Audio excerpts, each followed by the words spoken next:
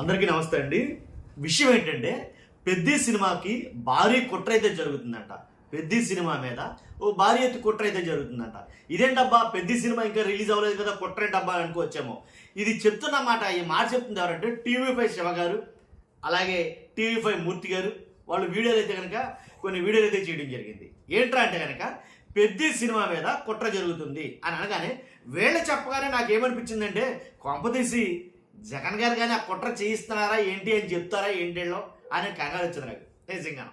కాబట్టి అంటే వాళ్ళు చెప్తే భారీ ఎత్తు కుట్ర జరుగుతుంది, పెద్ద కుట్ర జరుగుతుందంటే ఇక అటు తిరిగి జగన్ గారి మీదకి వెళ్తాదేమో ఇది అని అనిపించి నేను ఆ వీడియో చూడటం అయితే జరిగింది.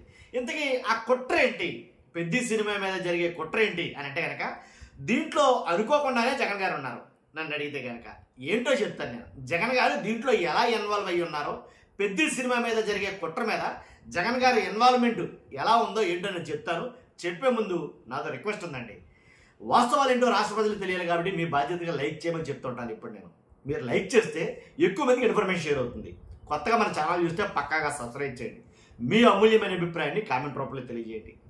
కాబట్టి పెద్ది సినిమాలో కుట్రలో భాగంగా దాంట్లో జగన్ గారి ఇన్వాల్వ్మెంట్ ఏంటో చెప్పే ముందు అసలు పెద్ది సినిమా రామ్ చరణ్ గారు తీస్తున్నటువంటి సినిమా సుమారు ఇంచుమించుగా 300 కోట్ల రూపాయలతోటి ఏదో పాన్ ఇండియా లెవెల్లో బడ్జెట్ ప్లాన్ చేసి భారీ ఎత్తుగా నిర్మాణం చేస్తున్నారు.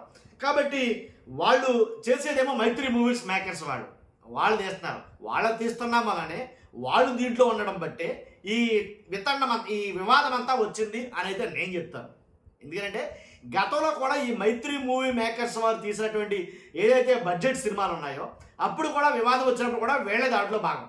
కాబట్టి నేను చెప్తాను ఎందుకనేది. దీంట్లో జగన్ గారి ఇన్వాల్వ్మెంట్ ఏమైనా ఉంది అంటే కనుక జగన్ గారు ఎలాంటివి వస్తాయని తెలిసే, ఎలాంటి తలపోట్లు ఉన్నాయని తెలిసే, సినిమా ఇండస్ట్రీలో ఎలాంటి సమస్యలు చాలా ఉన్నాయని తెలిసే వాళ్ళందరినీ రమ్మన్నారు, వాళ్ళతోటి మాట్లాడారు. పేర్ని నాని గారే ఆ రోజు అందరిని ఇన్వైట్ చేయటం, వాళ్ళతో కూర్చోబెట్టి మాట్లాడడం జరిగితే సో కాల్డ్ పర్సన్స్ చాలామంది ఏం చెప్పారంటే కనుక వెళ్ళి జగన్ గారి దగ్గరికి అంట వెళ్ళి సినిమా వాళ్ళంట ఇలా చేతులు పెట్టుకుని నుంచోవాలంటే ఇలా నుంచోవాలంట అని పవన్ కళ్యాణ్ గారు మాట్లాడారు. చాలామంది పెద్ద వాళ్ళు చాలా మటుకు మాట్లాడేశారు. కాబట్టి వాళ్ళ దగ్గరికి వెళ్ళి చేతి కట్టుకోవడం ఏంటి, మేం కడుతున్న ట్యాక్సుల మీద బతుకుతుంది ప్రభుత్వం అని పవన్ కళ్యాణ్ గారు కావచ్చు, ఇలా చాలామంది మాట్లాడటమే జరిగింది. కావాలని సినిమా ఇండస్ట్రీకి మీకు సంబంధం ఏంటి, సినిమా ఇండస్ట్రీకి రాజకీయానికి సంబంధం ఏంటి, సినిమా ఇండస్ట్రీ అనేది సెపరేట్ జోనర్, దానికి రాజకీయానికి ప్రభుత్వానికి సంబంధం లేదు. మేము ట్యాక్సులు కడుతున్నాం, మేము డబ్బు పెట్టుబడి పెడుతున్నాం, డబ్బు పెట్టుబడి పెట్టి వచ్చే లాభం మీద మేము ట్యాక్స్ కడుతున్నాం, ఆ ట్యాక్స్ ద్వారా ఇండస్ట్రీ ఏదైతే ప్రభుత్వాలు నడుస్తున్నాయి అన్నట్టుగా చెప్పుకొచ్చారు కొంతమంది పెద్దలు. కాకపోతే ఎందుకు సంబంధం అంటే ఇది ఎందుకు ఇప్పుడు ఏమైంది, అయ్యో లక్ష్మణ లబో దీబో అంటారు. పాపం పెద్ది సినిమాకి కష్టం వచ్చిందంట, TV5 శివ గారు అంటున్నారు. పాపం పెద్ది సినిమాకి భారీ గండి పడిపోతుందంట, TV5 మూర్తి గారు అనబడుతున్నారు. ఈ పాపం అనే బదులు ఆ రోజే జగన్ గారు చెప్పినట్టు మీరేం చేశారు, వాస్తవంగా ఈ మీడియా ఏం చెప్పింది, లేనిపోని అన్ని ప్రమాణించి ఆ రోజు జగన్ గారి మీద బురద చల్లడానికి ప్రయత్నం చేశారు. అది కూడా రివర్స్ అయింది. జగన్ గారికి మంచి చేద్దామని పిలిస్తే చెడుగా చూపించారు, దాన్ని చెడుగా చిత్రీకరించారు. అందుగురించే జగన్ గారి ఇన్వాల్వ్మెంట్ ఉందన్నాను. ఆ రోజు జగన్ గారు చెప్పినట్టు 2022 ఫిబ్రవరిలో అనుకుంటా జగన్ గారు చెప్పినటువంటి ఏదైతే టిక్కెట్ ధరల వివాదం ఏదైతే ఉందో ఆ టిక్కెట్ ధరలో మీరు 300 కోట్లు పెట్టాం కదా అని 3000 రూపాయల టిక్కెట్ అమ్ముకుంటానంటే కుదరదు, అది కరెక్ట్ కాదు. సామాన్య ప్రజలు చాలా కష్టపడతారో, చాలా ఇబ్బందులు పడతారో.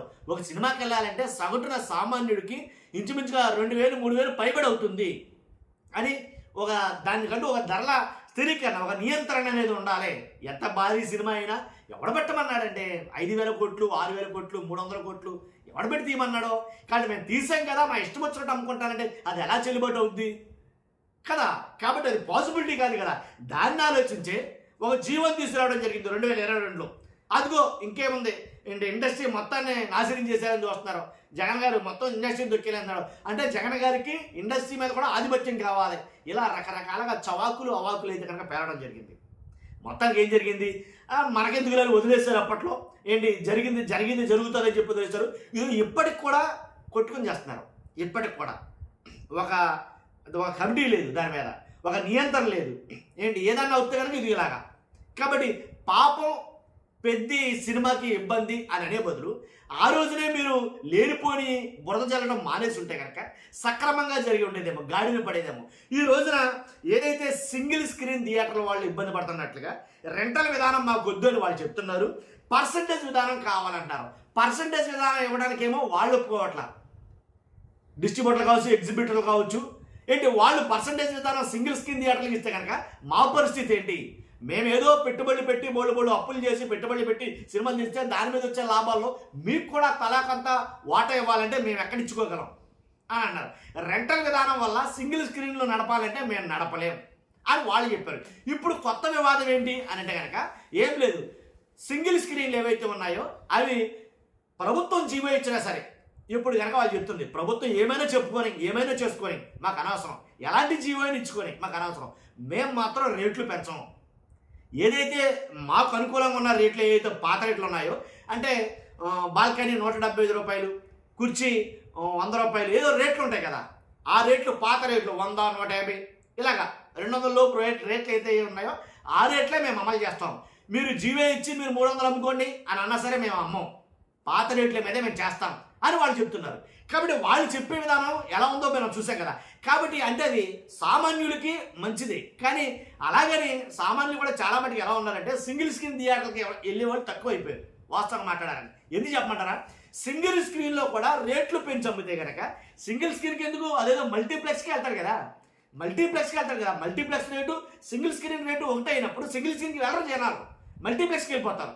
సో మల్టీప్లెక్స్కి వెళ్ళిపోతున్నారు, వీటి మనుగడ కష్టమైపోతుంది. కాబట్టి రేట్లు తగ్గించి మేము అమ్మితే మా దగ్గరికి కొంతమంది వస్తారు, సామాన్యులు చాలా మటుకు నా దగ్గర వస్తారు అని వాళ్ళ వాదన. కాబట్టి ఇది తెగేదే కాదు, ఇది ఏంటంటే ఎంట్రుక్కి బోడిగుండికి సమానం, అసలు అవ్వదు ఇది పంచాయతీ. దీని మీద ఒక కమిటీ ఉండాలి, దీని మీద ఒక అధ్యయనం ఉండాలి. ఇవన్నీ చేస్తే తప్ప ఎలాగ వీటి మనుగడ మ్యాక్సిమం ఒక ఏపీలోనో తెలంగాణలోనో అక్కడక్కడ సింగిల్ స్క్రీన్ థియేటర్లు అయితే ఉన్నాయి. మొత్తం అన్నీ కూడా రైస్ మిల్లులుగా లేదా కళ్యాణ మండపాలుగా లేదా ఇతరత్ర ఏదో షోరూముల కింద ఇలాగా సింగిల్ స్క్రీన్ థియేటర్లన్నీ ఆల్రెడీ మారిపోయాయి, ఏమీ లేవు. ఉన్నా కొద్దో గొప్ప ఉండాలి అని అనుకుంటే, వాటి మనుగడ కొనసాగాలి అని అనుకుంటే కనుక సింగిల్ స్క్రీన్ థియేటర్ల గురించి ఖచ్చితంగా చాలా ఇమీడియట్గా ఆలోచించాల్సిన పరిస్థితి అయితే వచ్చింది. ఇప్పుడు వాళ్ళు ఇప్పుడే ఎందుకు తీసుకొచ్చారు, కావాలని ఆ నలుగురు కుట్ర చేస్తున్నారు, ఆ నలుగురు కుట్ర చేస్తున్నారా అని టీవీ5 మూర్తి గారు అన్నట్టు, లేదు కావాలని పెద్ది లేదా పవన్ కళ్యాణ్ గారి సినిమా మీద కావచ్చు లేదా వీళ్ళ సినిమా మీద కావచ్చు అని ఆయన చెప్పడం, ఎవరో టీవీ5 గారు. ఇంకో మాట, ఒక్కసారి ఎలా అంటే అల్లు అర్జున్ సినిమా అంట, అల్లు అర్జున్ సినిమాకి అయితే ఎవరు అడగల, అల్లు అర్జున్ సినిమాని ఎవరు ఆపరు, రామ్ చరణ్ సినిమాకి వచ్చేసరికి ఆపుతారు అని అయితే ఆయన మాట్లాడతాడు. ఇది ఎక్కడ ఘోరం, అల్లు అర్జున్ వేరు రామ్ చరణ్ వేరు, ఇండస్ట్రీలో ఎవరైనా ఒకటే కదా. మళ్ళీ ఇక్కడ ఈ పక్షపాత బుద్ధి ఏంటి, అది నోరా లేకపోతే ఏంటని నాకు అర్థం కాదు. ఒకసారి విన్నాం.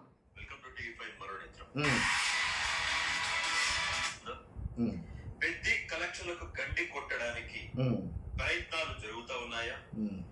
టాలీవుడ్ లో పెద్ద హీరోల సినిమాల రిలీజ్ సమయంలో సైలెంట్ గా కూర్చునే కొంతమంది డిస్ట్రిబ్యూటర్లు, ఎగ్జిబిటర్లు కేవలం పవన్ కళ్యాణ్ గారి సినిమా రిలీజ్ అప్పుడు, రామ్ చరణ్ గారి సినిమా రిలీజ్ అప్పుడు, మరి కొంతమంది హీరోల రిలీజ్ అప్పుడు నేను మాట్లాడిందే.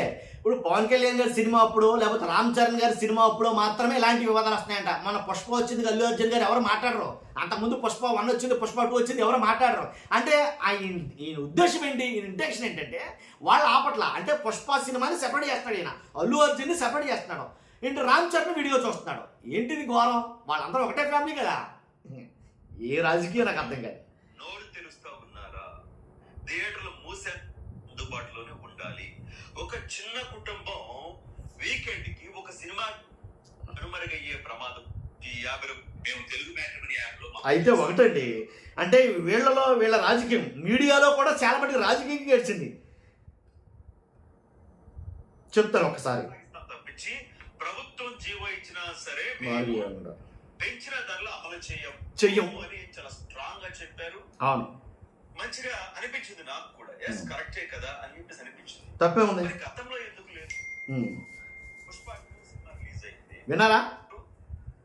మంచిగా అనిపించింది నాకు కూడా, ఎస్ కరెక్టే కదా అని చెప్పేసి అనిపించింది. మరి గతంలో ఎందుకు లేదు? ఇప్పుడు ఎందుకు పుష్ప 2 సినిమా రిలీజ్ అయింది, పుష్ప 2 1700 నుంచి 1800 రూపాయల టికెట్ అమ్మేశారు, అమ్ముకున్నారు. అప్పుడెందుకు మరి వీళ్ళు ప్రెస్ మీట్ పెట్టలేదు, మాట్లాడలేదు? పుష్ప 2 కి ముందు కూడా చాలా సినిమాలకు టికెట్ల రేట్లు పెంచారు. పుష్ప తర్వాత రిలీజ్ అయిన చాలా పెద్ద హీరోల సినిమాలకి అందరూ ఉన్నారు దాంట్లో, అందరూ ఉన్నారు పెద్ద హీరోలు, ఒకరిని కాదు. సో వాళ్ళ సినిమాల టికెట్ల రేట్లు కూడా పెంచారు. మరి అప్పుడెందుకు చెప్పలేదు? ప్రేక్షకుడికే మా ఓటు, ప్రేక్షకుడిని ఇబ్బంది పెట్టదలుచుకోలేదు, ప్రేక్షకుడు జేబులో గొల్ల అవడానికి మాకు ఇష్టం లేదు అని అప్పుడెందుకు మాట్లాడలేదు? కరెక్ట్ గా పెద్ద సినిమా రిలీజ్ కి ముందే. ఇప్పుడు ఈయన బాధ ఏంటంటే ఎప్పుడు మేము రేట్లు పెంచం అని అనటం వల్ల ఈయన బాధపడటంలా, కరెక్ట్గా పెద్ద సినిమా టైంలోనే ఎందుకు పెంచాలి? అదేదో పుష్ప సినిమా టైంలో పెంచవచ్చు కదా, పుష్ప సినిమా టైంలో ఎందుకు పెంచలేదు? ఇదేంటి ఇదా ఏంటిది అసలు నాకు అర్థం కాదు. అసలు 4వ తేదీన సినిమా రిలీజ్ కాబోతా ఉంది. ఏదైనా సినిమా కదా, ఒక 300 కోట్ల బడ్జెట్ ఏదో పెట్టారు, రిలీజ్ కాబోతా ఉంది, ట్రైలర్ కూడా రిలీజ్ కాబోతా ఉంది, చాలా అంచనాలు కూడా ఉన్నాయి సినిమా పైన.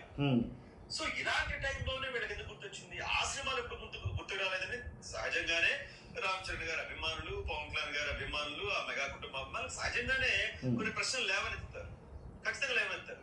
దీనికి ఆయన శిరీష్ గారు మరి కొంతమంది ఏం చెప్పారు, అయ్యో ఇది పెద్ద సినిమాకి సంబంధం లేదు, ఇది ఎప్పటి నుంచి జరుగుతా ఉంది, చాలా సంవత్సరాల నుంచి జరుగుతా ఉంది, ఈ పర్సంటేజ్ విధానాన్ని అమలు చేయాలి అని చెప్పేసి, విధానం వల్ల సింగిల్ స్క్రీన్లు మూతపడతా ఉన్నాయని చెప్పేసి అని మేము ఎప్పటి నుంచో పోరాటం చేస్తా ఉన్నాం, అమ్మో ఆ సినిమాకి సంబంధం లేదని ఆయన కూడా చెప్పారు. అందులో కూడా నిజం లేకపోలేదు, ఎప్పటి నుంచో జరుగుతా ఉంది ఈ వివాదం అంతా కూడా. బట్ అప్పుడు ఏం చేస్తా ఉంటారంటే ఎప్పుడో ఒకళ్ళు ఇద్దరు మాట్లాడుతూ ఉంటారు, కానీ కొందరు హీరోల సినిమాలప్పుడు మాత్రం అందరూ వచ్చేస్తారు, 30-40 మంది ప్రెస్ మీట్ పెట్టేస్తారు, మీడియాలో బాగా హైలైట్ అవుతుంది. కొందరు సినిమాలకే అలా ఎందుకు పెడతారండి? ఎందుకు వచ్చిన మాట్లాడివి? ఎవరు సినిమా అయినా ఒకటే, కాకపోతే అసలు ఇంటెన్షన్ ఏంటో నేను చెప్తా. కొండబద్దలు కొట్టినట్టు కొంచెం పెద్ద హీరోలు అలాంటి వాళ్ళ సినిమాలు అయితే కనుక జనాలకి, అంటే అధికారులు కావచ్చు, ప్రభుత్వానికి కావచ్చు, జనాలకు కావచ్చు, ఏం జరుగుతుందని ఇంటెన్షన్ ఎక్కువ ఉంటారు. అందువల్ల వాళ్ళ సినిమా వచ్చినప్పుడు ఇలాంటి వివాదం తెర మీద తీసుకొస్తారేమో, సింపుల్ అంతే, అంతకు మించిన కారణాలు ఏముండదు. కరెక్ట్ గా మీకు పవన్ కళ్యాణ్ గారు నటించిన హరిహర వీరమల్లు రత్న గారు నిర్మించారు, ఆ సినిమా రిలీజ్ టైం లో కూడా ఇలాగే వివాదం నడిచింది. ఎగ్జిబిటర్లు, డిస్ట్రిబ్యూటర్లు మాకు ఆ విధానం కావాల్సిందే అని సమ్మెకు వెళ్ళడానికి రెడీ అయిపోయారు. ఆ టైం పవన్ కళ్యాణ్ మూసివేయడానికి రెడీ అయిపోయారు. అప్పట్లో చాలా మంది నిర్మాతల పైన కూడా తెర వెనక ఉండే కొంతమంది ప్రొడ్యూసర్లు, అంటే ఎగ్జిబిటర్లు వాళ్ళే, డిస్ట్రిబ్యూటర్లు వాళ్ళే, ప్రొడ్యూసర్లు వాళ్ళే, వీళ్ళు పవన్ కళ్యాణ్ గారికి వెన్నుపడి పొడుస్తూ ఉన్నారు. అన్ని సినిమాలు రిలీజ్ అయితే అప్పుడు సైలెంట్ గా ఉన్నారు. కరెక్ట్ గా పవన్ కళ్యాణ్ గారి సినిమా టైంలోనే వీళ్ళకి పవన్ కళ్యాణ్ గారికి వెన్నుపోటు పొడుస్తున్నారు, రామ్ చరణ్ గారికి వెన్నుపోటు పొడుస్తున్నారు అని అన్నారే కానీ వాళ్ళ బాధ, వాళ్ళ ఘోష ఎవరికైనా అర్థమవుతుందా తెలియకడతాను.